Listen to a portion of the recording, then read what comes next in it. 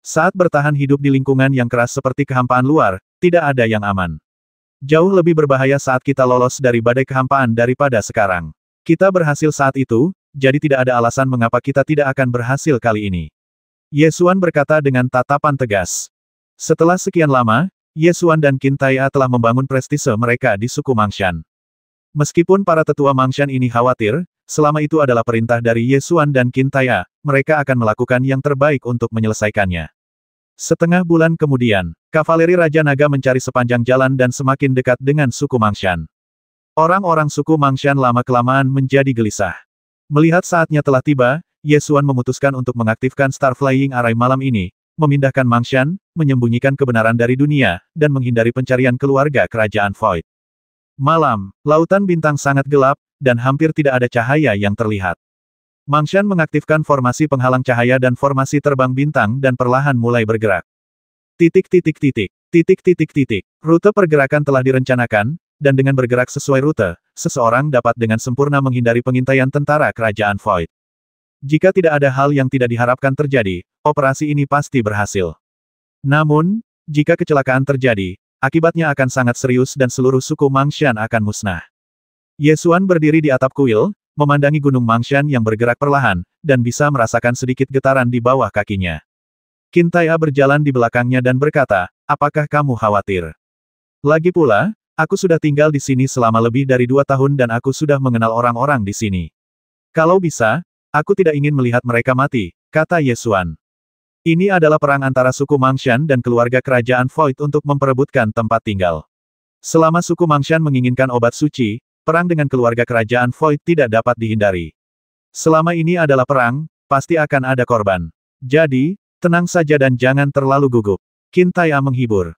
Akulah yang mengusulkan rencana berisiko ini. Akan sulit menerimanya jika gagal. Nada bicara Ye Xuan tampak santai, tetapi dia memang sedikit gugup di dalam hatinya. Jika rencana menyembunyikan kebenaran ini gagal, itu berarti lebih dari 3 juta orang Mangshan akan terbasmi olehnya. Tanggung jawab ini terlalu berat. Jangan tanggung semua tanggung jawab di pundak kalian.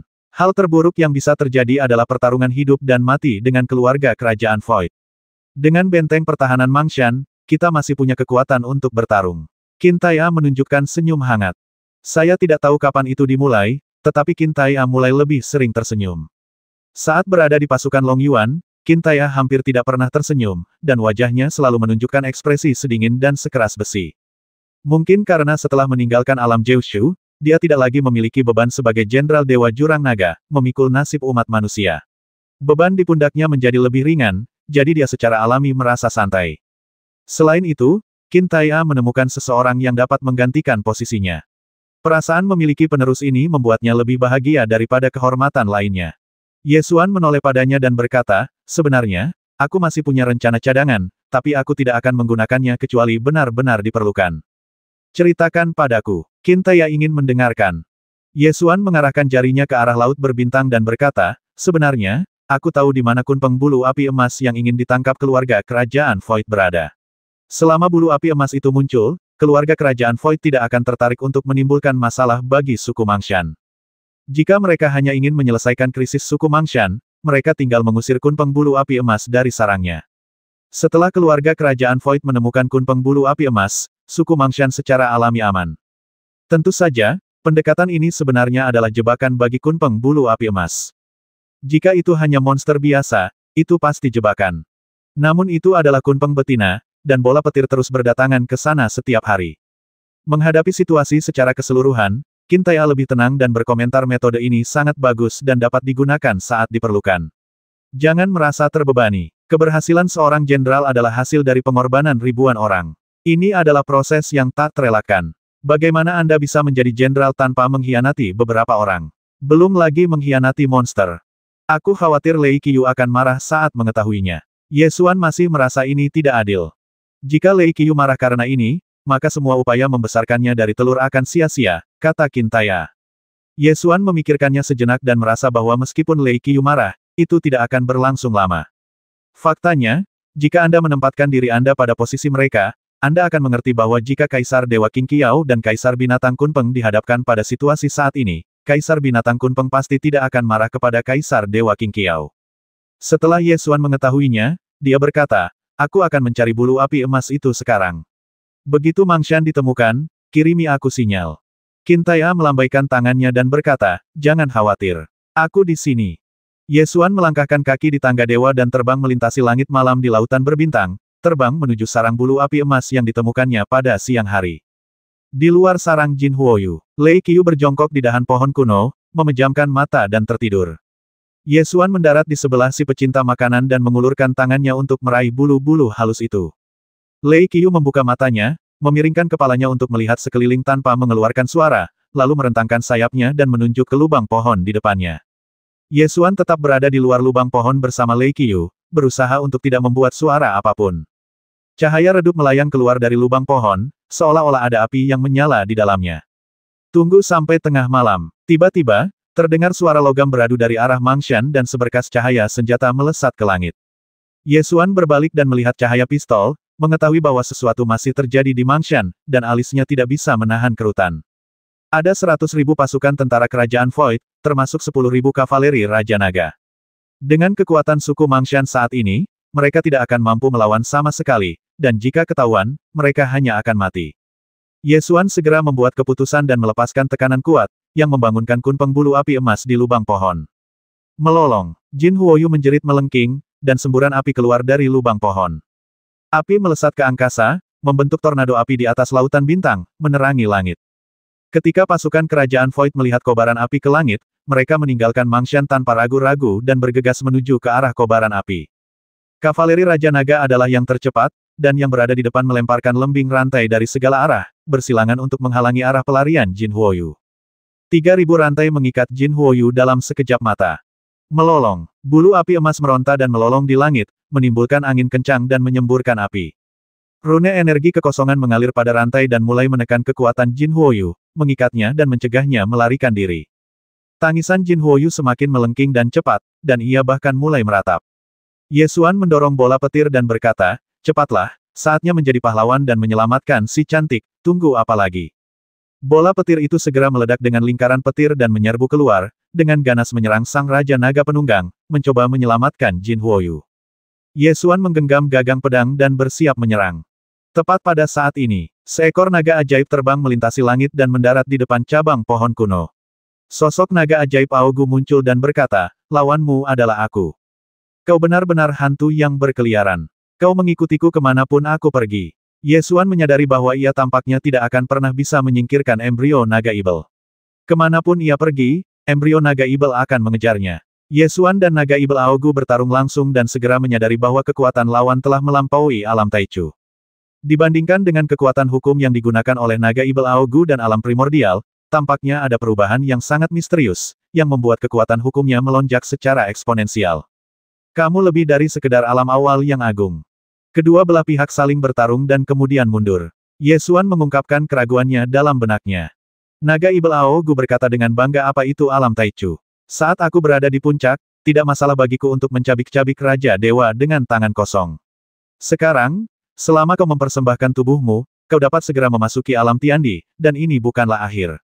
Akan mudah untuk memasuki alam Wanxiang dan mencapai puncak Raja Dewa. Ye Xuan sudah menebak tingkat kultivasi pihak lain, yang sebenarnya adalah alam Tiandi di atas alam Taichu. Satu tingkat lebih tinggi, kekuatannya jauh lebih kuat. Ditekan di tingkat hukum membuatnya sangat sulit untuk diatasi. Jika 2 tahun lalu, Ye Xuan benar-benar tidak akan menjadi lawannya. Namun, setelah 2 tahun pemulihan di Gua Kristal Jiwa, luka-luka jiwanya telah banyak pulih, kekuatan kesadaran ilahinya telah pulih, dan kekuatannya juga telah meningkat pesat. Meskipun masih sulit mengalahkan naga jahat Aogu, aku sudah bisa bersaing dengannya secara langsung. Kedua pria itu bertarung dengan sengit di lautan bintang, dan kekuatan hukum bertabrakan, menyebabkan langit runtuh dan bumi retak.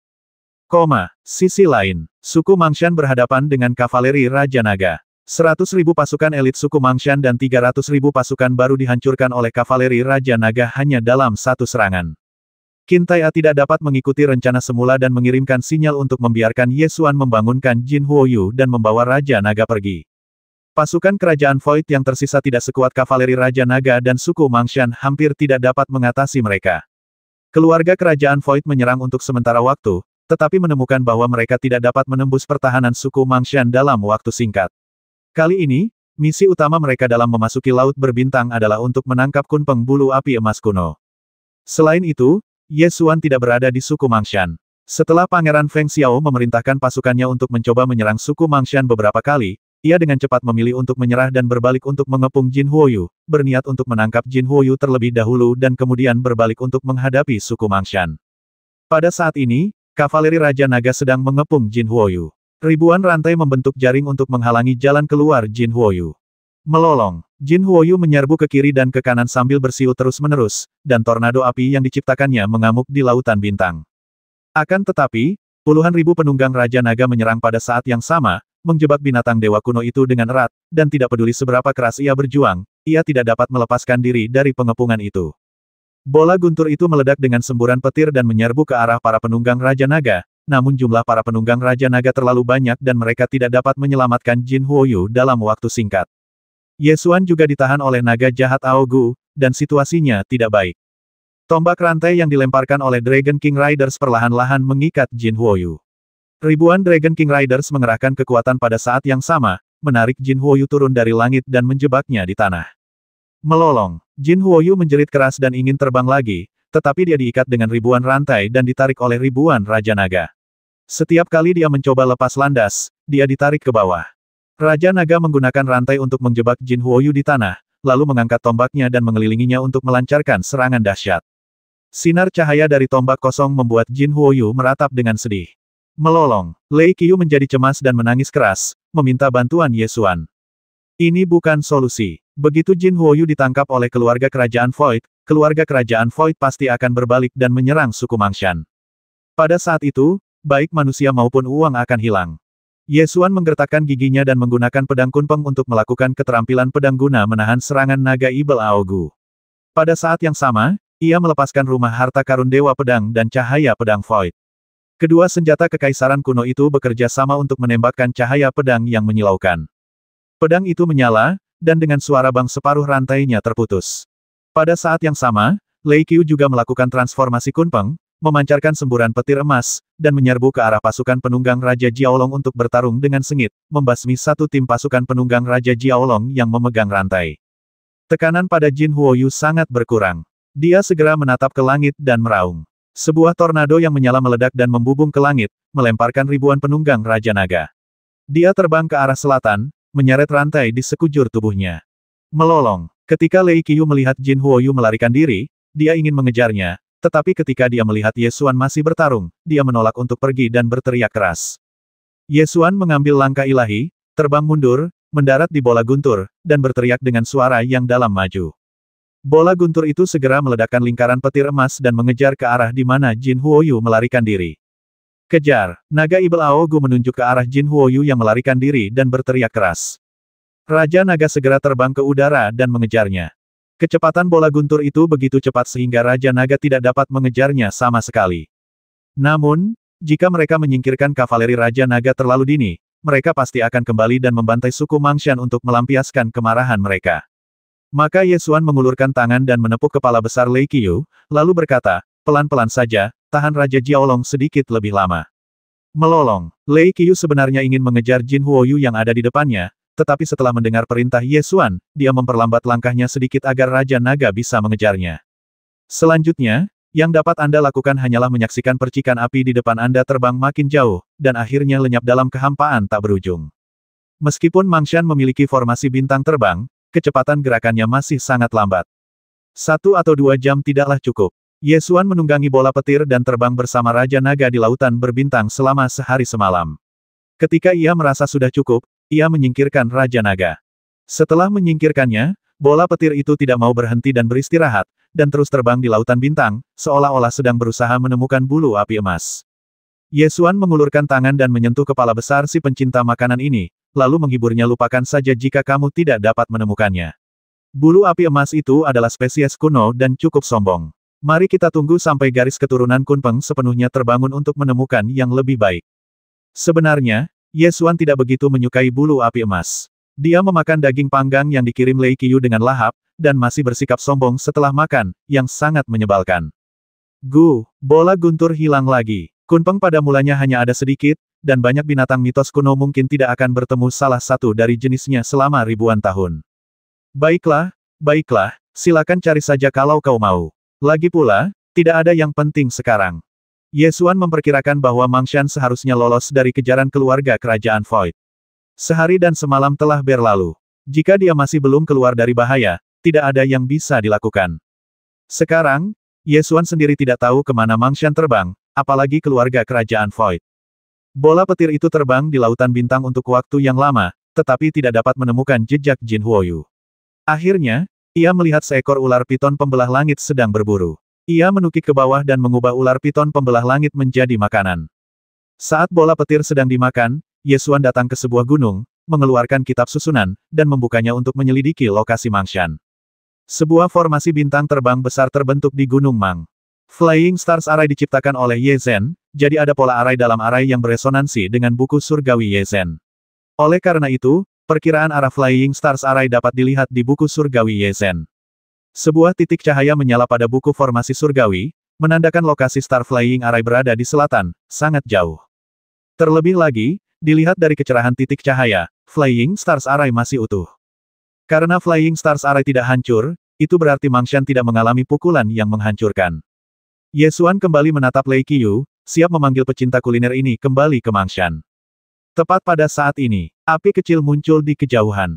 Setelah beberapa saat, Jin Huoyu terbang di atas bola guntur, berputar 2 kali, lalu mendarat perlahan.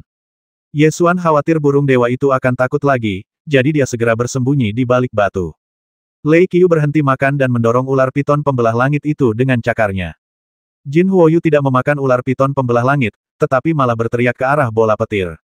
Titik titik titik, titik titik titik. Suaranya tidak terdengar seganas sebelumnya. Lei Qiu segera mendekat dan menundukkan kepalanya untuk mendekati leher Jin Huoyu. Jin Huoyu masih sangat waspada. Dia segera mundur dan bersiul lagi. Kali ini suaranya lebih keras dan jelas merupakan peringatan. Lei Qiu pun berteriak, lalu terus bergerak maju, membuka paruhnya dan berusaha meraih rantai pada leher Jin Huoyu, berusaha melepaskan rantai itu. Masih ada beberapa rantai yang tergantung di leher Jin Huoyu, yang ditinggalkan oleh Raja Naga. Jin Huoyu masih menolak untuk membiarkan bola petir itu mendekat. Dia melangkah mundur dan kemudian menggunakan cakarnya untuk menarik rantai dari lehernya.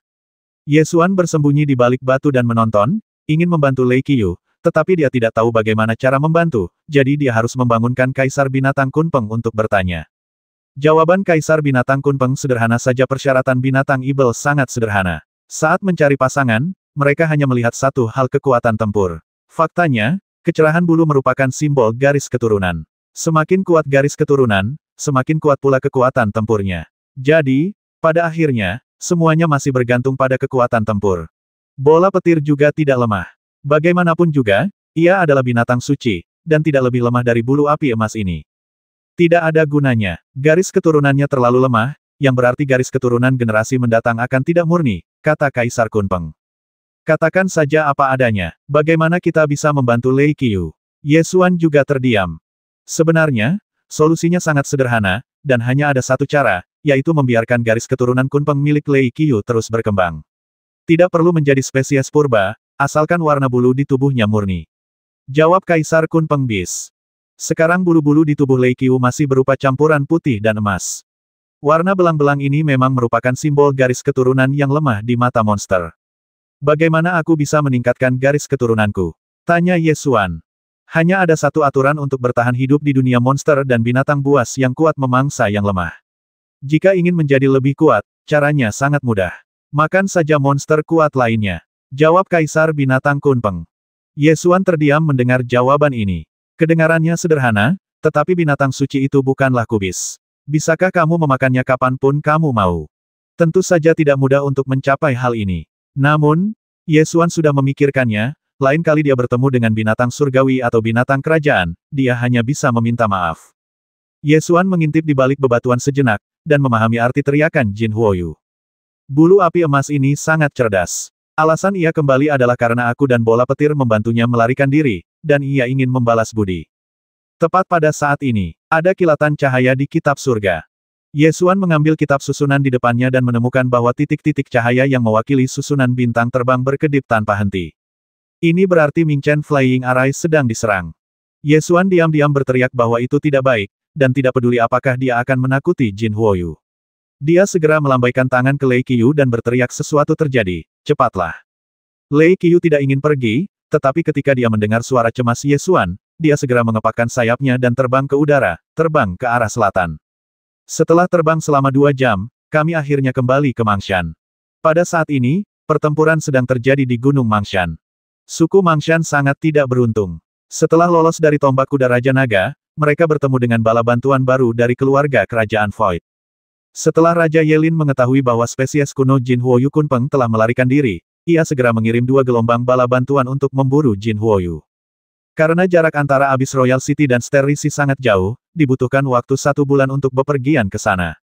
Oleh karena itu, ada perbedaan beberapa hari antara kedatangan 2 gelombang bala bantuan. Suku Mangshan baru saja lolos dari serangan kavaleri Raja Naga ketika mereka langsung berhadapan dengan gelombang kedua kavaleri Manta. Kelompok kavaleri Manta ini memiliki jumlah pasukan sebanyak 100.000 orang. Meskipun kekuatan tempur mereka tidak sebaik kavaleri Raja Naga, mereka juga sangat kuat di ruang hampa di luar wilayah kekuasaan. 100.000 pasukan elit suku Mangshan dan 300.000 pasukan baru, yang mengandalkan medan Mangshan untuk pertahanan, semuanya dikalahkan. Setelah Ye Xuan bergegas kembali, dia langsung mengeluarkan pedang Kunpeng, melepaskan hukum ilmu pedang, dan menebas dengan gerakan teknik pedang surgawi. Kavaleri Manta dari keluarga kerajaan Void tampaknya telah dilatih dalam cara menghadapi orang kuat Shinto, dan bahkan orang kuat Raja Dewa. Di antara pasukan kavaleri Manta, para kapten kavaleri mengeluarkan kristal hukum pada saat yang sama, menembakkan hukum, dan membentuk penghalang hukum. Kekuatan hukum yang ditembakkan oleh 10.000 kristal hukum secara paksa memblokir teknik pedang surgawi ini. Ketika Ye Xuan melihat pemandangan ini, dia tidak bisa menahan sedikit rasa terkejut. Jika terjadi di alam Jiushu, teknik pedang surgawi ini, yang diresapi dengan prinsip-prinsip ilmu pedang, setidaknya akan menimbulkan banyak korban, meski tidak sepenuhnya memusnahkan 100.000 prajurit kavaleri. Namun, keluarga kerajaan Void punya cara untuk melawan kekuatan hukum. Melihat 10.000 kapten kavaleri Manta mengeluarkan kristal hukum pada saat yang sama, Ye Xuan tak dapat menahan diri untuk berpikir bahwa kristal hukum bukanlah benda yang sangat langka di kota Raja Abyss, dan bahkan kurang berharga dibandingkan batu roh. Karena cadangan kristal hukum di ruang hampa luar domain sangat besar, kristal hukum dapat digali di banyak gunung di ruang hampa luar domain. Sekarang, kristal hukum telah menjadi harta karun yang digunakan oleh tentara kerajaan Void untuk melawan para raja Shinto dan dewa yang kuat. Terlebih lagi, kekuatan hukum yang dilepaskan oleh 10.000 kristal hukum pada saat yang sama memang sangat kuat, dan itu menghalangi teknik pedang surgawi milik Ye Xuan. Pertarungan antara kedua belah pihak menjadi semakin sengit. Setelah Ye Xuan dan Lei Qiu bergabung di medan perang, mereka nyaris berhasil membalikkan kemunduran suku Mangshan. Namun, jika mereka terus bertarung seperti ini, begitu kavaleri Raja Naga muncul, situasinya akan menjadi semakin buruk. Namun, kecepatan gerak Mangshan lambat, dan suku Mangshan memiliki populasi lebih dari 3 juta, jadi mustahil bagi mereka untuk meninggalkan Mangshan dan mengungsi. Situasinya menjadi semakin kritis. Tepat pada saat ini, sebuah tornado yang menyala-nyala menerjang dari kejauhan dan menyerbu ke dalam lingkaran pertempuran. Bola guntur itu menjerit keras, sangat gembira, dan kilat yang menyambar membasmi pasukan kerajaan Void dan membuat mereka lari ke segala arah. Melolong, bulu api emas itu berputar-putar di langit, menciptakan tornado api yang melanda pasukan kerajaan Void. Meskipun situasi perang berbalik sementara, tentara kerajaan Void masih berada di bawah tekanan. Namun, yang benar-benar kuat di antara keluarga kerajaan Void adalah Sang Raja Naga Penunggang. Sebelum munculnya kavaleri Raja Naga, keuntungan apapun adalah palsu. Begitu kavaleri Raja Naga memasuki medan perang, tentara Mangshan akan segera runtuh. Bulu api emas itu melolong di langit, dan ada makna yang jelas dalam suaranya. Ye Xuan mendengarkan dengan saksama dan segera mengerti apa yang dikatakan Jin Huoyu. Apa yang ingin disampaikan Jin Huoyu adalah bahwa tidak jauh di sebelah timur, terdapat makam kuno yang sangat berbahaya yang dapat digunakan sebagai pertahanan. Ketika Ye Xuan mendengar bahwa ada makam kuno di timur, dia mengerutkan kening, tidak yakin apa yang akan terjadi jika dia mendekati makam itu. Namun, suku Mangshan kini dalam bahaya. Jika mereka dapat menggunakan makam kuno untuk pertahanan, mungkin ada secercah harapan. Ye Xuan dan Qin Tai'a saling berpandangan, lalu meninggalkan medan perang untuk Qin Tai'a, lalu terbang ke timur terlebih dahulu, ingin melihat keadaan makam kuno. Qin Tai'a memerintahkan pengaktifan Star Flying Array dan perlahan bergerak ke arah timur. Adapun apakah akan mendekati makam kuno, dia harus menunggu sampai Ye Xuan menjelajahi situasi makam kuno sebelum membuat keputusan.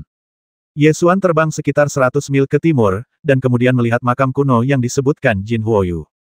Kalau saja aku tidak tahu sebelumnya kalau di arah sini ada makam kuno, dari kejauhan pasti kukira itu gunung.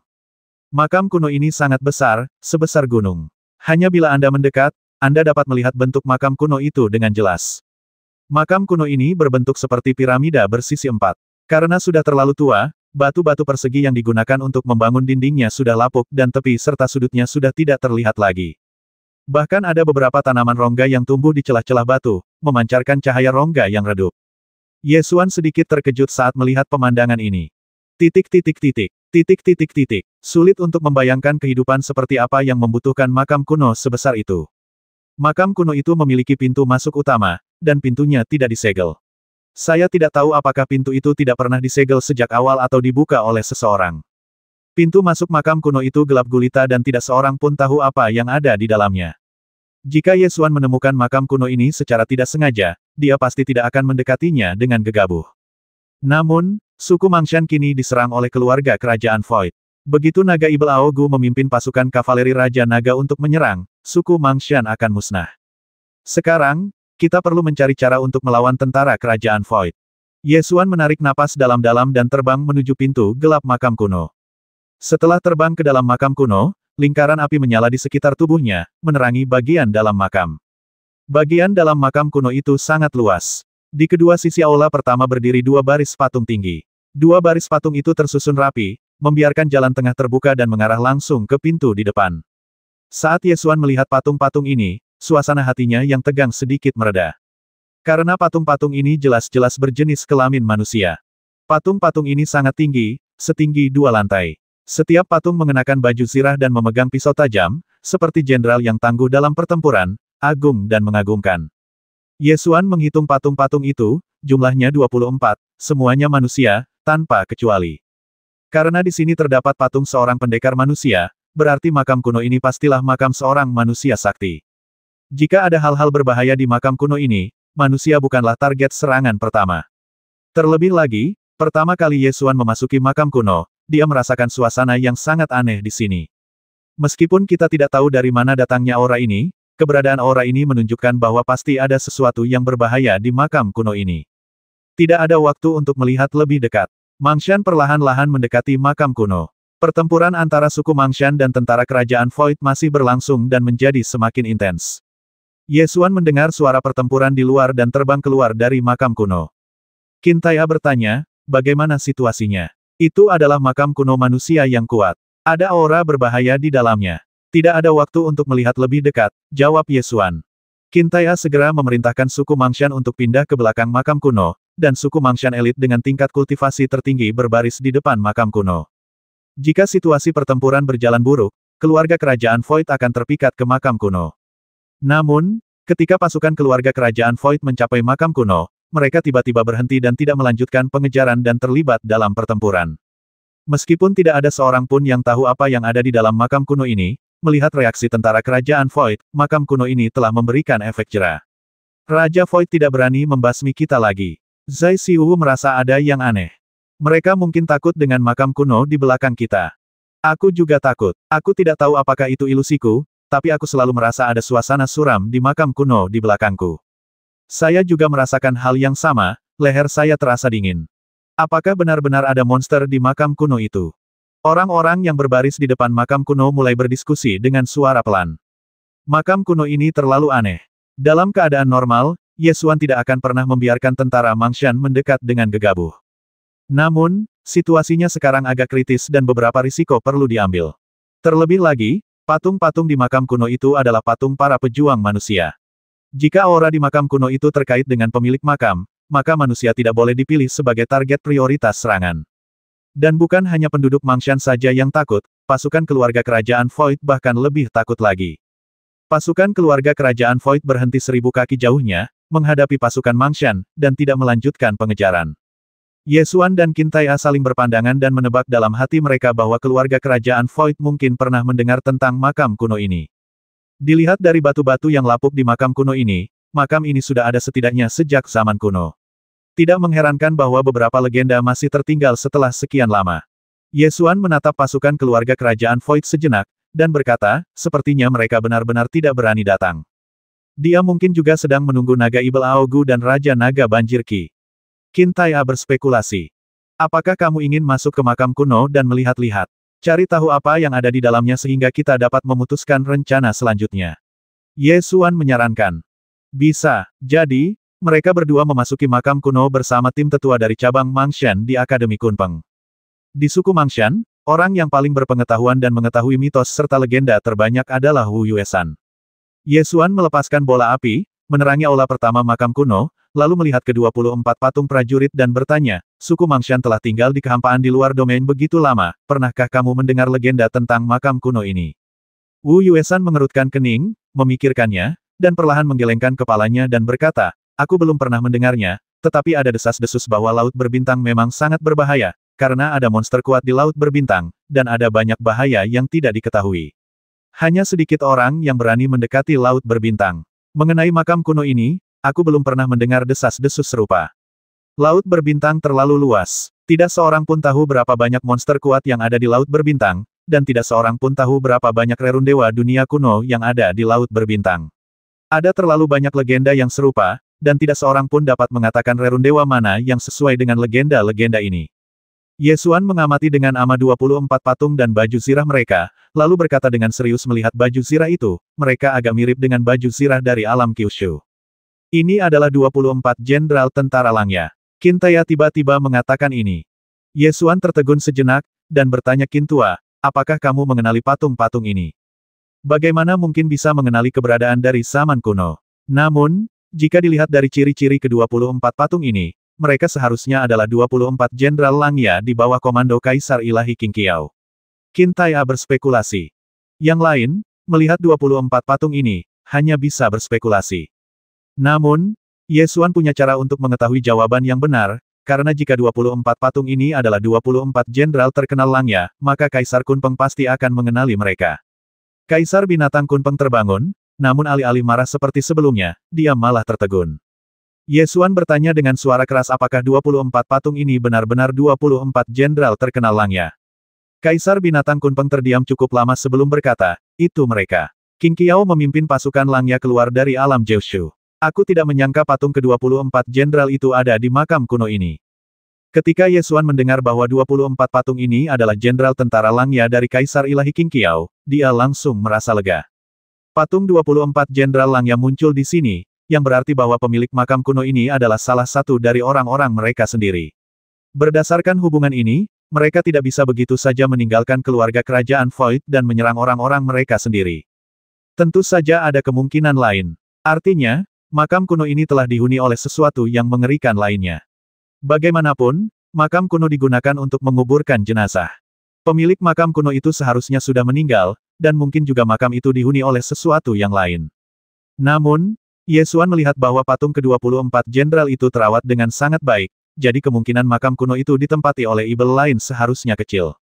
Melihat 24 patung ini, Ye Xuan tiba-tiba memikirkan kemungkinan lain.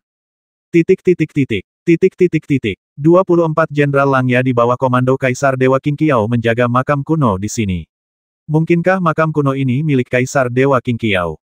Kemungkinan ini memang ada. Ye Xuan buru-buru mengamati reaksi Kaisar Binatang Kunpeng. Jika ini adalah makam Kaisar Dewa Qin Qiao, Kaisar Binatang Kunpeng seharusnya bereaksi.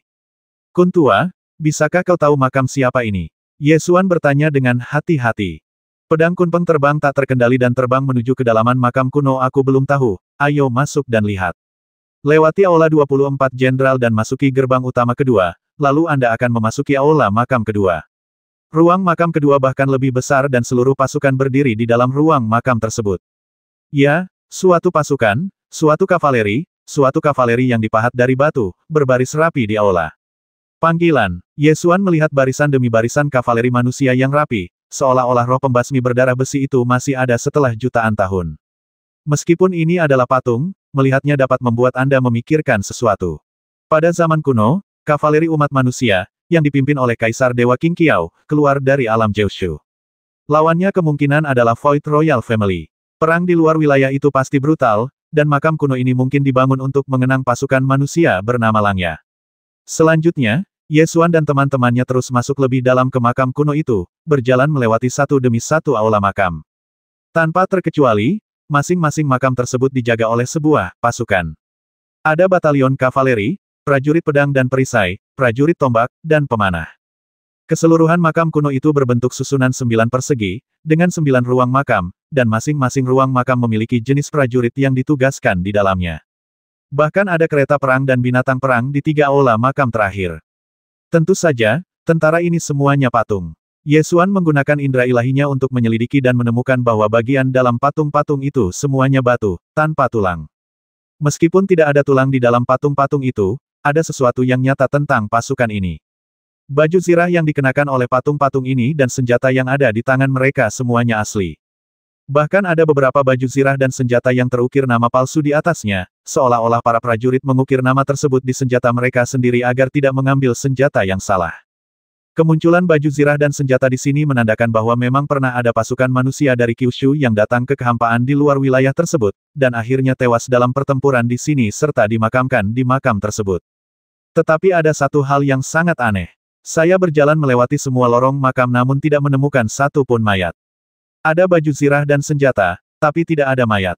Mengapa demikian? Sebenarnya, Ye Xuan bisa membayangkan jawabannya tanpa jawaban orang lain.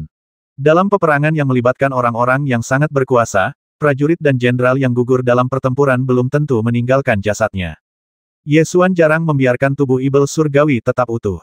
Kemungkinan besar, setelah keluar dari alam Jiushu, pasukan ini bertemu dengan musuh yang sangat kuat dan menakutkan, tewas dengan gagah berani di medan perang, dan tidak ada jejak jasad yang tertinggal. Barangkali, lawannya adalah Kaisar Jurang. Ye Xuan teringat sesuatu dan bertanya kepada Kaisar Kunpeng seberapa kuat 24 Jenderal Langya. Lebih kuat darimu. Jawaban yang diberikan oleh Kaisar Binatang Kunpeng membuat Ye Xuan merasa sangat tidak nyaman. Semua orang lebih baik dariku. Ye Xuan sedikit tidak puas. Untuk bisa masuk dalam jajaran 24 Jenderal Langya, seseorang setidaknya harus mencapai alam Taichu. Kaisar Kunpeng menegaskan. Ye Xuan tidak dapat menahan napas. Sulit untuk membandingkan kekuatan tempur mereka karena mereka terpisah dua era. Namun dalam hal kultivasi, tidak ada satupun dari 24 jenderal ini yang lebih rendah darinya. Dengan kata lain, 24 Jenderal Langya adalah 24 Raja Dewa yang kuat. Ini terlalu mengerikan. Sejauh mana perang kuno itu begitu mengerikan hingga ada 24 Raja Dewa di antara umat manusia. Dari sini kita juga bisa melihat betapa kuatnya dinasti ilahi Tianyao di zaman kuno. Ras manusia menghasilkan Kaisar Dewa Qingqiao dan 24 Raja Dewa yang kuat, tetapi masih membutuhkan 10.000 tahun bagi mereka untuk mengalahkan dinasti Dewa Tianyao. Terlebih lagi, pada saat itu, klan Setan Langit belum hancur, dinasti ilahi Setan Langit hanya dikalahkan, dan 9 bagian Setan Langit kuno terpecah menjadi 9 negara kuno. Menurut catatan dalam mitologi kuno, jika Kaisar Dewa Qingqiao tidak memimpin pasukan Langya untuk keluar dari alam Jiushu, klan Tianyao pasti sudah hancur total. Hanya takdirlah yang membuat kemunculan keluarga kerajaan Void mengganggu upaya umat manusia untuk menyatukan 9 provinsi. 24 Raja Dewa, bukankah mereka semua sudah mati di sini? Ye Xuan merasa ini agak menakutkan dan tampak tidak nyata. Lagi pula, hanya ada patung-patung tetapi tidak ada mayat di makam kuno ini. Mungkin itu hanya upacara peringatan dan 24 Jenderal Langya tidak mati. Namun, jawaban yang diberikan oleh Kaisar Kunpeng bisa sama sekali menghilangkan kemungkinan ini menurut aturan tentara Langya. Jika mayat tidak dapat ditemukan setelah kematian dalam pertempuran, sebuah patung akan didirikan dan dikuburkan dengan mengenakan baju besi. Dengan kata lain, selama ada patung, mereka semua tewas dalam pertempuran. Panggilan. Ye Xuan menghela napas berat dan merasakan rasa berat, hikmat, dan bermartabat di hatinya. Setelah melihat seluruh makam kuno, saya tidak dapat melihat bagaimana pasukan ini tewas dalam pertempuran. Mengapa tidak ada catatan tentang pertempuran besar ini di makam kuno? Ye Xuan dapat membayangkan bahwa pertempuran yang dialami pasukan ini pasti sangat heroik, tetapi tidak ada catatan tentangnya di makam kuno, dan tidak ada apapun yang diukir di dinding makam. Karena masih ada ruang makam utama yang belum dibuka. Kesadaran ilahi binatang Kaisar Kunpeng berasal dari pedang Kunpeng, dan nadanya agak berat. Ye Xuan merasakan beratnya kata-kata Kaisar Kunpeng dan segera menebak dalam hatinya, mungkinkah ruang makam utama adalah milik Kaisar ilahi Qingqiao? Kalau tidak, jika patung 24 Jenderal Langya semuanya berdiri di aula makam pertama, siapakah yang berhak tinggal di ruang makam utama? Pedang Kunpeng terbang ke dinding belakang makam kuno dan tidak mencari mekanisme apapun, tetapi langsung memancarkan aliran energi sejati. Dinding perlahan mundur ke kedua sisi, memperlihatkan ruang makam utama makam kuno. Setelah ruang utama makam kuno dibuka, tidak ditemukan peti jenazah, hanya altar. Ada mahkota rambut di altar, tidak ada yang lain. Begitu Ye Xuan melihat mahkota rambut, dia tahu apa yang sedang terjadi. Ini adalah mahkota yang menggantikan kepala. Orang tersebut tidak mati, tetapi mahkota rambutnya tertinggal, seolah-olah ia tetap tinggal untuk menemani rekan-rekan yang telah meninggal ini. Jika dia meninggal dalam pertempuran di masa depan, dia akan memerintahkan agar jasadnya dikirim kembali ke makam kuno dan dimakamkan di ruang makam utama. Namun, karena hanya ada mahkota rambut di sini, itu berarti Kaisar Dewa Qing Qiao tidak kembali pada akhirnya. Pedang Kunpeng terbang ke depan mahkota rambut, mendarat di altar, dan kemudian berhenti bergerak. Ye Xuan dapat mengetahui bahwa mahkota rambut itu milik Kaisar Ilahi Qing Qiao, jadi dia tidak mengganggu binatang Kaisar Kunpeng, tetapi melihat ke dinding di sekitarnya. Segala sesuatu yang tidak tercatat di aula makam Istana Sembilan di luar, tercatat di dinding ruang makam utama ini. Mural-mural pada dinding dengan jelas mencatat pertempuran di luar batas pada zaman kuno dan bagaimana 24 Jenderal Langya tewas dalam pertempuran itu. Pada mural tersebut, terdapat seekor binatang perang raksasa berbaring di dinding kristal hampa, melahap kekuatan hukum di dinding kristal hampa. Saat Ye Xuan melihat binatang perang raksasa di mural, dia langsung teringat pada keong yang muncul bersama Kaisar Abis di kuil puncak kota kerajaan Abis. Ketika aku melihat keong di kuil menara, aku tidak tahu apakah itu binatang perang atau harta karun. Karena Void Royal Family digambar dengan cara yang agak kaku, ia tampak seperti harta karun. Namun, di makam kuno Langya ini, dapat dilihat dengan jelas bahwa itu adalah seekor binatang perang yang sangat besar. Ye Xuan untuk sementara menyebut keong ini dengan sebutan keong jurang, yang merupakan nama yang sangat tepat. Keong jurang berada di atas lapisan dinding kristal kekosongan, melahap kekuatan hukum, dan lapisan dinding kristal kekosongan ini seharusnya menjadi dinding kristal kekosongan alam Jiushu. Keong jurang ini sebenarnya dapat terletak di dinding kristal hampa yang bahkan Raja Dewa yang kuat pun tidak dapat mendekati dan melahap hukum.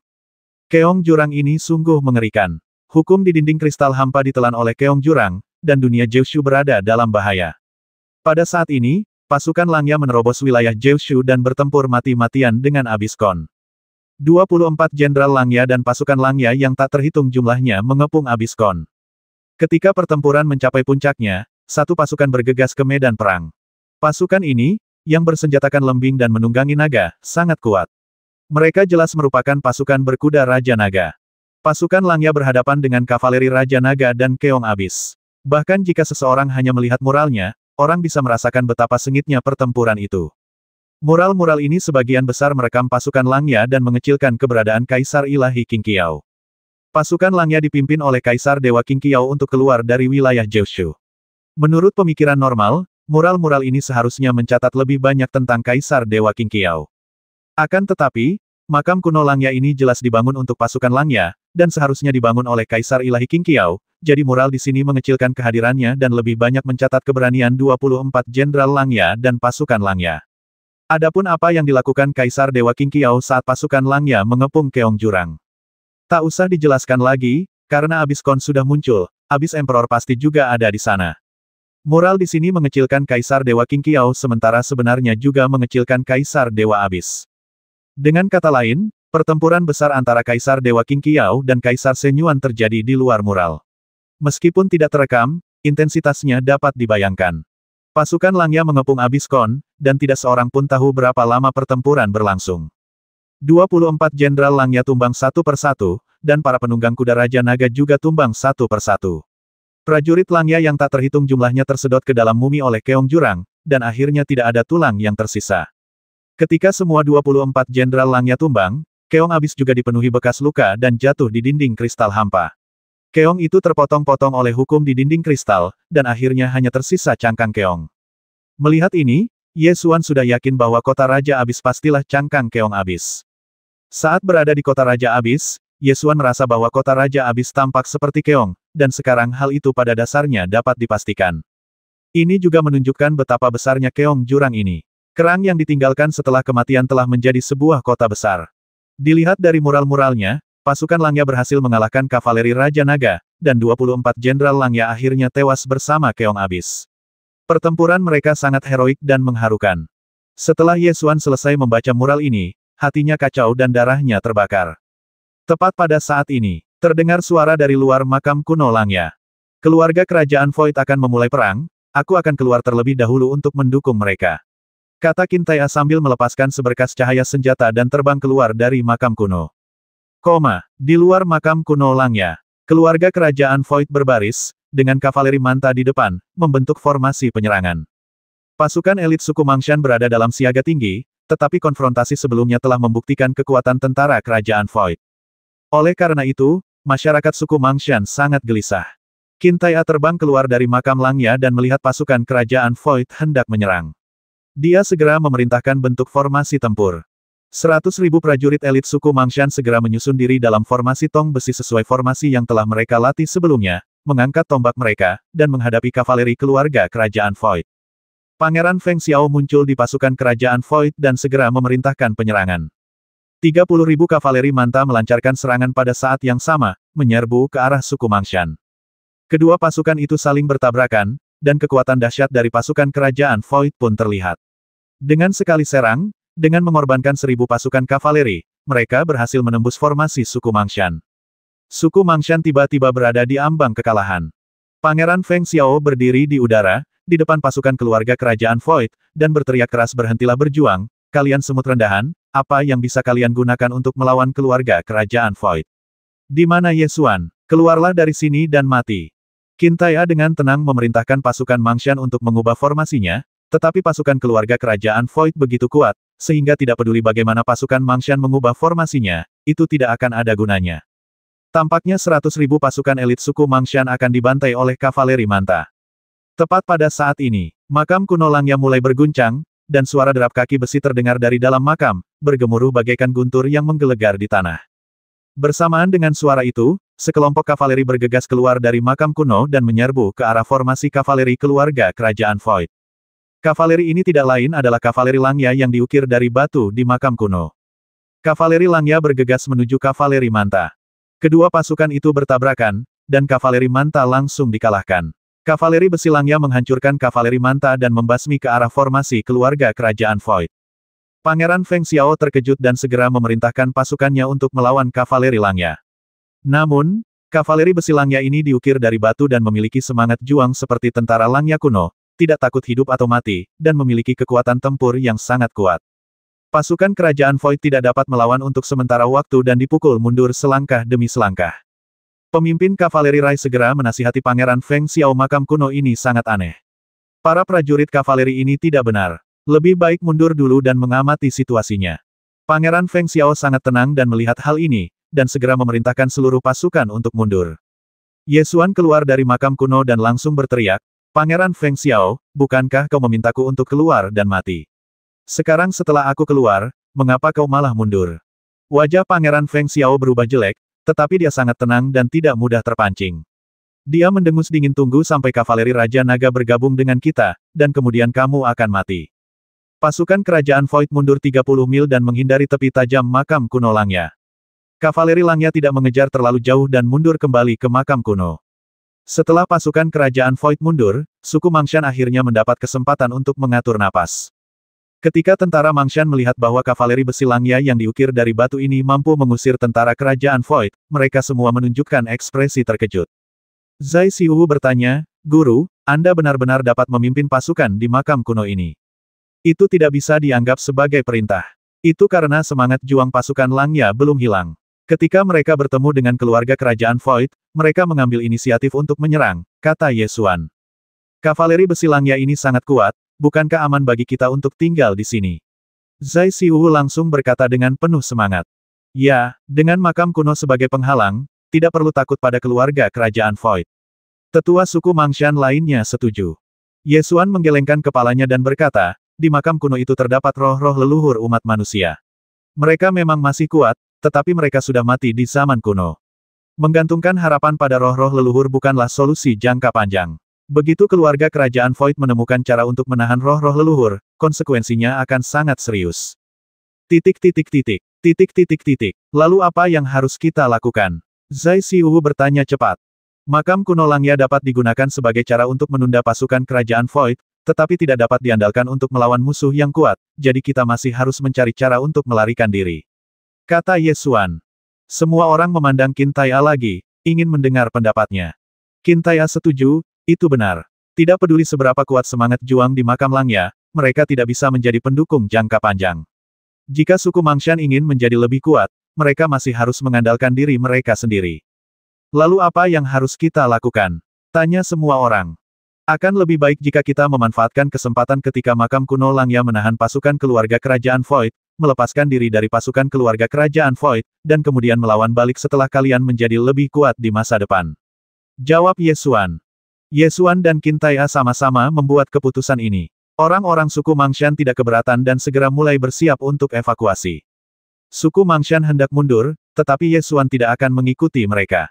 Ia harus tetap tinggal di makam kuno Langya. Akan lebih baik jika ia dapat melindungi makam kuno itu agar tidak dihancurkan. Jika itu tidak memungkinkan, setidaknya ia dapat menundanya untuk beberapa waktu.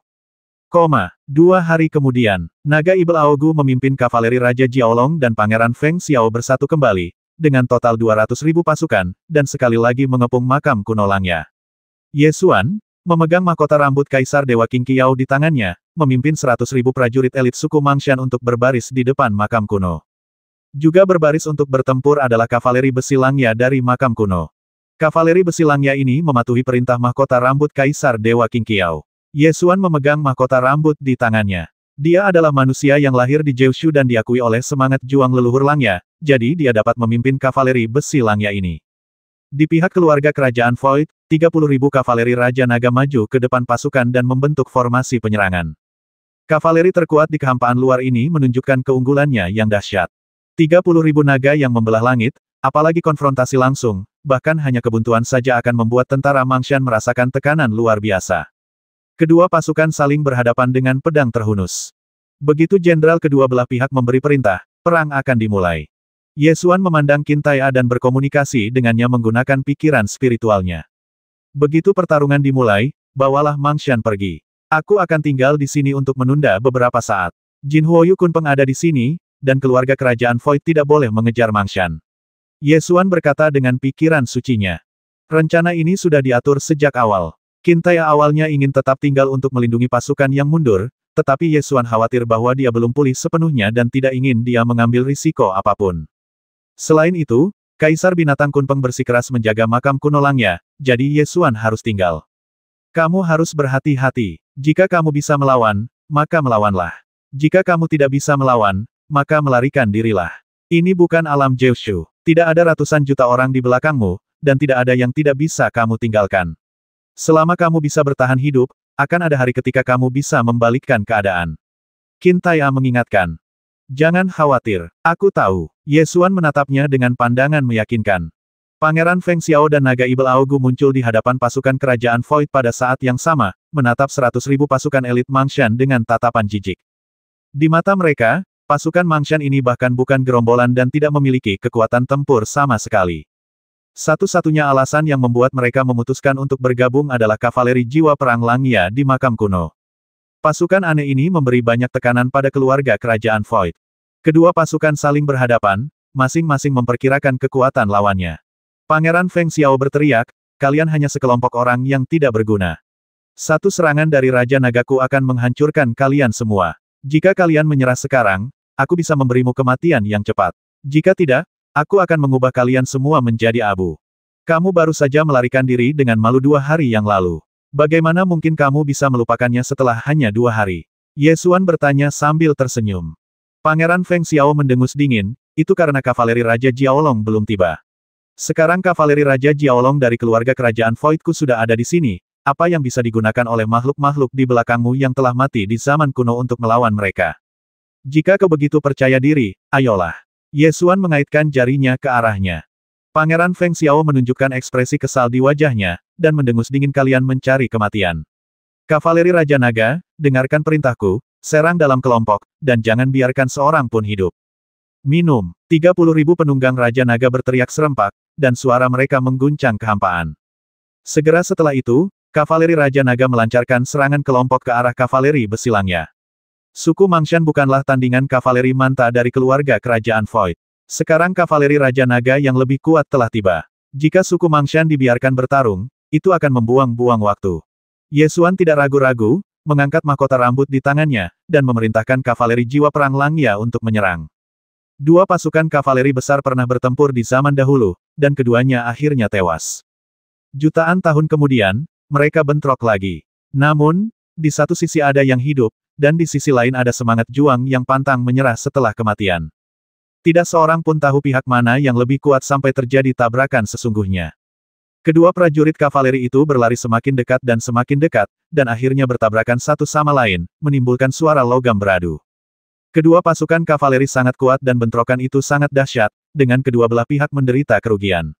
Untuk sementara, mustahil untuk menentukan pemenangnya. Pertarungan telah dimulai, Ye Xuan menoleh dan melirik Qin Taya. Qin Taya diam-diam mundur ke dalam formasi tentara, menghindari pandangan keluarga kerajaan Void, kembali ke Mangshan, memerintahkan pengaktifan Star Flying Array, dan mulai evakuasi. Pasukan Mangshan mundur, hanya menyisakan 100.000 pasukan elit Mangshan untuk berpartisipasi dalam pertempuran. Karena adanya makam kuno Langya di antaranya, perhatian keluarga kerajaan Void terpusat pada makam kuno dan kunpeng bulu api emas, dan mereka sama sekali tidak memperhatikan Mangshan. Pertempuran di depan makam kuno Langya menjadi semakin sengit. Pertarungan antara kavaleri Raja Naga dan kavaleri jiwa perang Langya menjadi semakin sengit. Bagaimanapun, kavaleri besi Langya telah tewas dalam pertempuran di zaman kuno, dan hanya didukung oleh semangat juang yang gigih. Tidak peduli seberapa kuat mereka di zaman kuno, yang tersisa sekarang hanyalah seonggok batu. Kavaleri Raja Jiaolong masih hidup dan sehat. Saat kedua belah pihak bertempur, kavaleri Raja Jiaolong secara bertahap memperoleh keunggulan. Ye Xuan harus mengakui bahwa kavaleri Raja Naga keluarga kerajaan Void memang kuat, dan ada alasan mengapa mereka bisa menjadi penguasa kekosongan di luar domain. Melihat kavaleri besi Langya mengalami kekalahan, Ye Xuan segera menghunus pedangnya dan menyerbu ke medan perang. Naga jahat Augu mengambil tindakan untuk bertarung, dan tabrakan kekuatan hukum segera mengubah lingkaran pertempuran antara kedua belah pihak menjadi zona mati. Pangeran Feng Xiao juga segera mengambil tindakan, ingin memanfaatkan situasi untuk membasmi Ye Xuan. Melolong, bola petir itu mengeluarkan suara gemuruh dan menukik ke arah Pangeran Feng Xiao. Hanya berdasarkan level binatang Dewa Bola Petir, ia tidak sebanding dengan Pangeran Feng Xiao, Raja Dewa Alam Purba. Namun, kunpeng bulu api emas juga terbang turun dan bergabung dengan bola guntur untuk menyerang, sehingga menjaga keseimbangan pertempuran. Sisa pasukan keluarga kerajaan Void segera bergegas ke lingkaran pertempuran, dan 100.000 pasukan elit tentara Mangshan juga mengambil tindakan pada saat yang sama. Kedua belah pihak terlibat dalam perkelahian di depan makam kuno Langya. Pasukan keluarga kerajaan Void hanya memiliki 200.000 prajurit, dan memiliki keunggulan mutlak, menyebabkan pasukan Mangshan mundur selangkah demi selangkah. Melihat ini, Ye Xuan melemparkan mahkota Kaisar Ilahi Qing Qiao, membangunkan semua prajurit terakota di makam kuno Langya. Para prajurit pedang dan perisai, prajurit tombak, dan pemanah di makam kuno Langya semuanya bergegas keluar dari makam, bergabung dalam pertempuran jarak dekat, dan akhirnya berhasil menahan serangan keluarga kerajaan Void. Setelah Pangeran Feng Xiao mencapai alam Taichu, kekuatan tempurnya jauh melampaui Lei Qiyu dan Jin Huoyu, dan ia mampu menekan kedua binatang perang itu. Namun, setelah Lei Qiyu menggunakan transformasi kunpeng, kekuatan tempurnya meningkat pesat, dan dia mampu menahan kekuatan Pangeran Feng Xiao, yang berada di level Raja Dewa Taichu. Kedua kubu bertarung setengah hari, tetapi belum ada pemenangnya. Pangeran Feng Xiao perlahan menyadari ada yang tidak beres. Setelah bertarung sekian lama, Qin Taya tidak muncul. Di mana lelaki tua bermarga Qin itu? Pangeran Feng Xiao menyipitkan matanya dan menatap Ye Xuan. Tebak saja, Ye Xuan menatapnya sambil tersenyum. Pangeran Feng Xiao mendengus dingin. Dia tahu tanpa menebak, dia pasti kabur lagi dengan Mangshan, kan? Dasar orang menyebalkan pengecut, dia bahkan tidak berani melawan langsung, dia hanya bisa kabur. Ye Xuan tersenyum dan berkata, ketika kamu lemah, kamu harus melarikan diri. Tidak ada yang memalukan tentang hal itu. Memalukan jika kamu tidak bisa melarikan diri. Ketika tentara Mangshan menjadi lebih kuat, saya harap kamu memiliki keberanian untuk tidak melarikan diri. Hahaha, Pangeran Feng Xiao tertawa terbahak-bahak dan berkata, beraninya kau membayangkan bahwa kau tahu seperti apa kavaleri Raja Jiaolong. Penguasa kehampaan luar, tidak ada pasukan di dunia yang dapat menandinginya. Pasukan Langya di zaman kuno tidak dapat melakukannya, dan kau bahkan lebih tidak dapat melakukannya. Setelah 2 hari bertempur, Ye Xuan melihat bahwa waktunya telah tertunda cukup lama dan memerintahkan pasukan Mangshan yang tersisa untuk mengungsi. Target utama keluarga kerajaan Void masih kunpeng bulu api emas, dan mereka juga ingin merebut bola guntur, jadi mereka tidak mengirim pasukan untuk memburu tentara Mangshan. Setelah pasukan Mangshan mundur, situasi pertempuran menjadi berat sebelah dan keluarga kerajaan Void berada dalam posisi yang sangat menguntungkan. Ye Xuan memerintahkan semua prajurit terakota di makam kuno Langya untuk mundur ke dalam makam, menghalangi pintu masuk ke makam dan melawan serangan keluarga kerajaan Void. Prajurit terakota roh pejuang di makam kuno Langya dihancurkan satu persatu. Terlihat bahwa roh pejuang pasukan Langya tewas dalam pertempuran lagi setelah jutaan tahun. Hati Ye Xuan bergejolak. Jika dia terus bertarung seperti ini, seluruh makam kuno akan dihancurkan oleh keluarga kerajaan Void. Para pahlawan kuno ini telah tidur di sini selama bertahun-tahun yang tak terhitung jumlahnya, tetapi akhirnya diganggu dan dihancurkan. Ye Xuan merasa sedikit bersalah. Tepat pada saat ini, patung 24 Jenderal Langya yang tadinya tidak bergerak, tiba-tiba bergerak, mengeluarkan aura mengerikan yang menekan langit dan bumi, serta terbang keluar dari makam kuno dengan tertib. Ye Xuan, yang memiliki tingkat kultivasi alam Taichu, hampir tercekik oleh aura yang dipancarkan oleh 24 patung ini. Sebelumnya, Ye Xuan mencoba menggunakan mahkota Kaisar Ilahi Qing Qiao untuk membangkitkan patung 24 Jenderal Langya, tetapi gagal. Awalnya, ia berpikir bahwa tidak mungkin bagi 24 dewa ini untuk bangkit. Tanpa diduga, dia terbangun pada saat ini.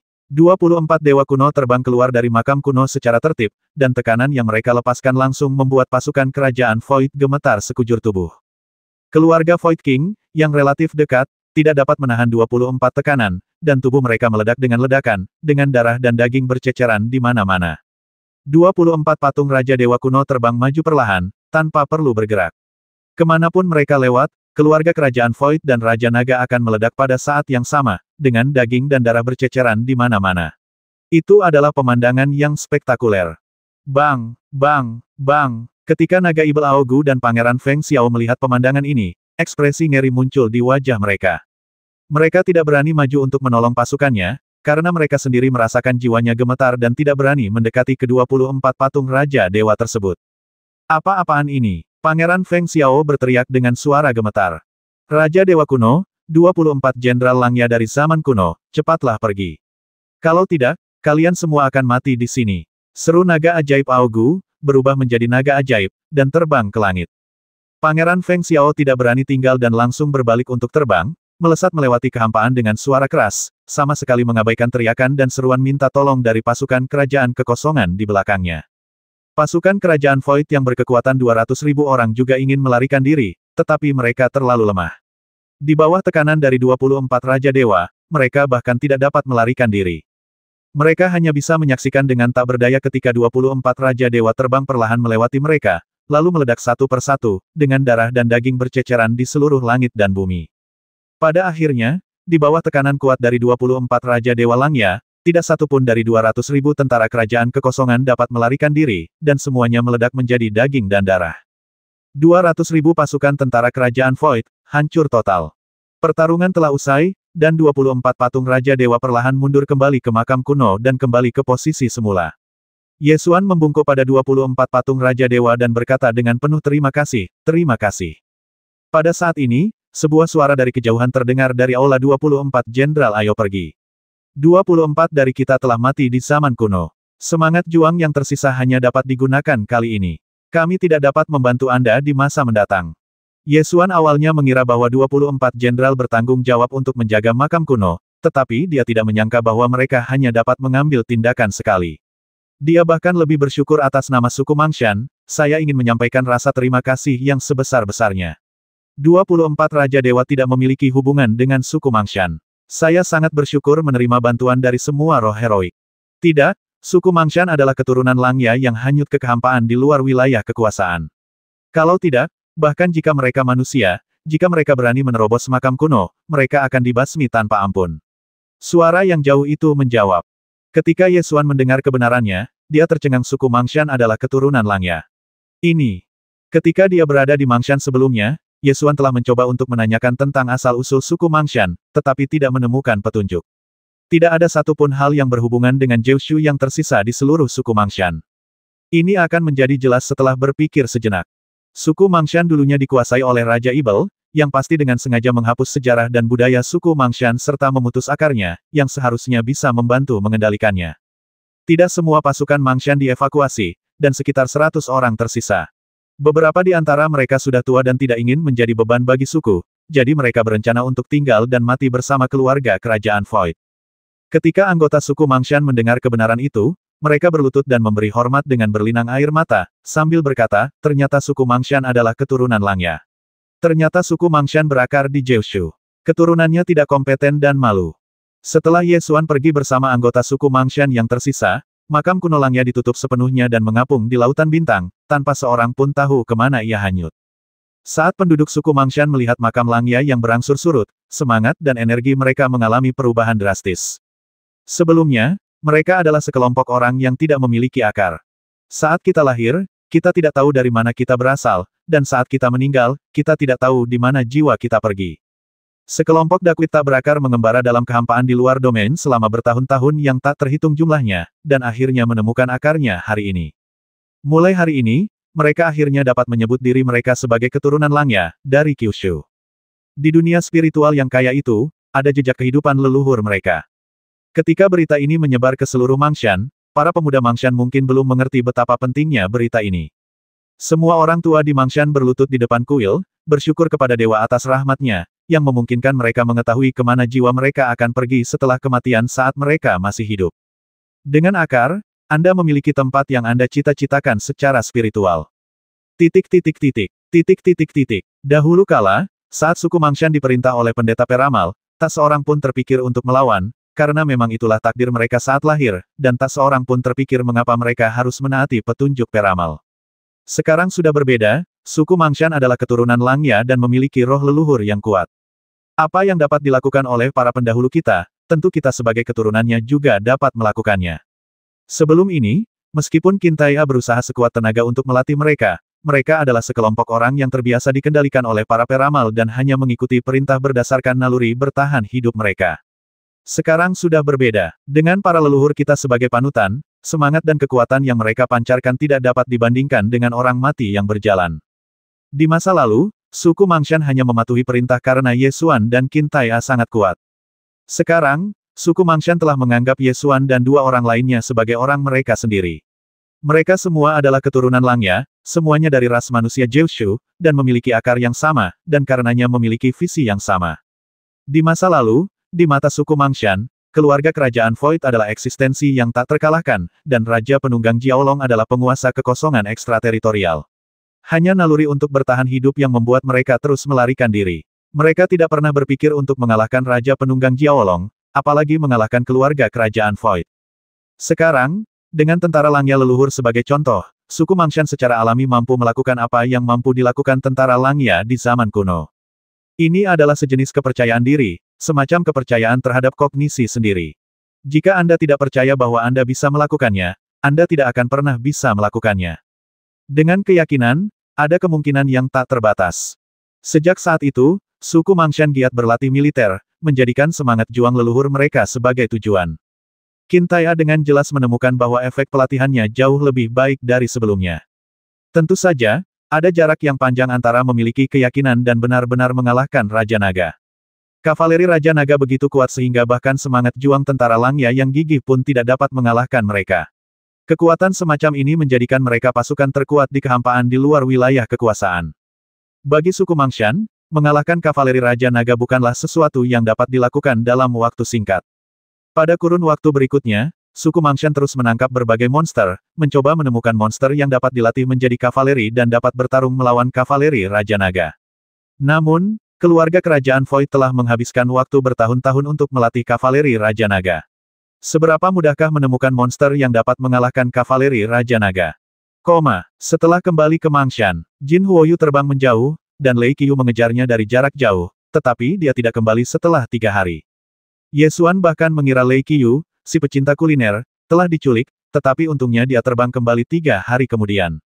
Setelah Lei Qiu kembali, dia tidak tampak terlalu kecewa, tetapi dia akan berjongkok di tebing dari waktu ke waktu dan melihat ke langit. Ketika Ye Xuan sudah bebas, dia mengusap bulu-bulu Lei Qiu dan berkata dengan tenang, ketika semua bulunya berubah menjadi emas, Lei Qiu akan memiliki darah kunpeng yang murni. Dengan darah binatang kaisar kunpeng di tubuhnya, dia pasti akan mampu menarik banyak kunpeng wanita.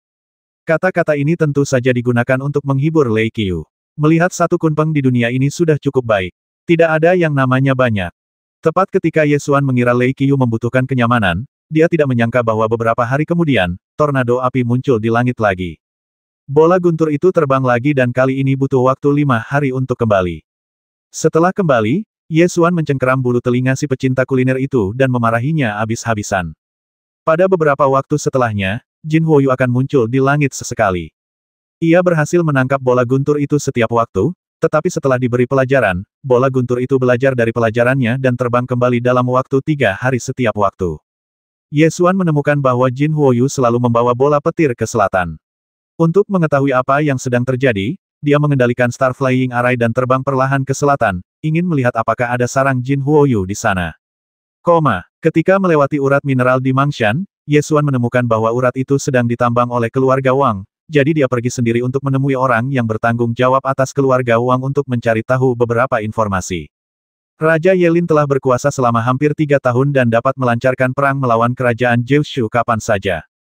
Jika Ye Xuan ingin mendapatkan informasi tentang kota Raja Abis, dia hanya dapat menemukan keluarga Wang. Keluarga Wang adalah keturunan dari orang kuat yang tak tertandingi dan memiliki fondasi yang kuat dalam formasi. Oleh karena itu, setelah kepala keluarga Wang menemukan urat mineral, ia dapat menggunakan jimat giok keluarga Wang untuk berkomunikasi langsung dengan tetua keluarga Wang, Wang Xiangyun. Siapa kamu? 3 tahun telah berlalu dan Wang Xiangyun masih belum mengenali suara Ye Xuan. Orang yang pernah bertanya kepadamu apakah kamu ingin kembali ke Jiushu? Ye Xuan berkata sambil tersenyum dan nadanya tenang. Wang Xiangyun tertegun dan segera mengusir orang-orang di sekitarnya, bahkan memanggil orang-orang kepercayaannya.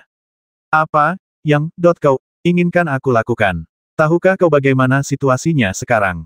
Kau telah membasmi 200.000 pasukan keluarga kerajaan Void. Sekarang Raja Yelin bersumpah bahwa dia bukan manusia jika dia tidak membasmimu. Wang Xiangyun menggunakan ungkapan yang tidak terlalu tepat, tetapi sebagai manusia, sebenarnya wajar baginya untuk melontarkan ungkapan seperti itu, dan maknanya juga diungkapkan dengan sangat jelas.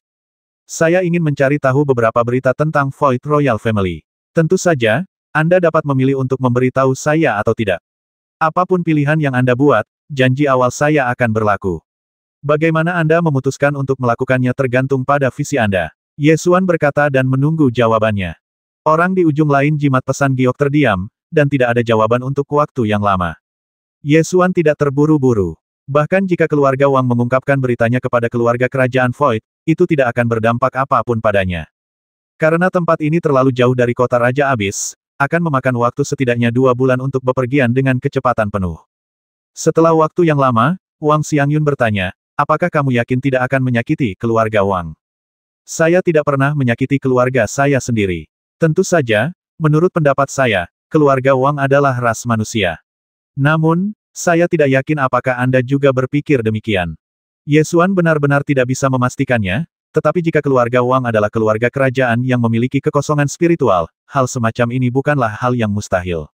Wang Xiangyun terdiam cukup lama, lalu berkata, selama tidak merugikan keluarga, saya bersedia membantu. Apakah kamu mengerti maksud saya? Tentu saja, aku juga berpikir begitu. Dan aku hanya perlu mencari tahu berita tentang keluarga kerajaan Void. Kau tidak perlu mengambil risiko untuk menyelidikinya. Katakan saja apa yang kau ketahui. Ye Xuan setuju. Baiklah, silakan bertanya. Wang Xiangyun akhirnya membuat keputusan. Apa yang telah dilakukan keluarga kerajaan Void dalam 2 tahun terakhir? Ye Xuan bertanya. Itu bukan rahasia. Wang Xiangyun dapat segera menjawab keluarga kerajaan Void telah menangkap dan menawarkan hadiah untuk monster kuno baru-baru ini, dan mereka telah mengumpulkan banyak. Sejauh yang saya ketahui, konflik dengan Anda di Laut Berbintang juga karena monster kuno. Apalagi, beberapa berita yang lebih dalam. Wang Xiangyun berpikir sejenak dan menjawab, saya mendengar kabar bahwa Raja Yelin tidak puas dengan binatang surgawi dan masih mencari binatang raja kuno. Selain itu, saya mendengar bahwa mereka telah menemukan ini dan mengirim tim untuk menangkapnya. Di mana tepatnya untuk menangkapnya adalah rahasia keluarga kerajaan Void dan tidak mungkin ditemukan. Apakah kamu tahu tujuan keluarga kerajaan Void menangkap monster kuno? Apa yang ingin mereka lakukan dengan monster kuno ini? Ye Xuan bertanya lagi. Wang Xiangyun memikirkannya dan menggelengkan kepalanya, lalu menjawab aku tidak tahu tentang itu. Tidak ada berita tentang ini.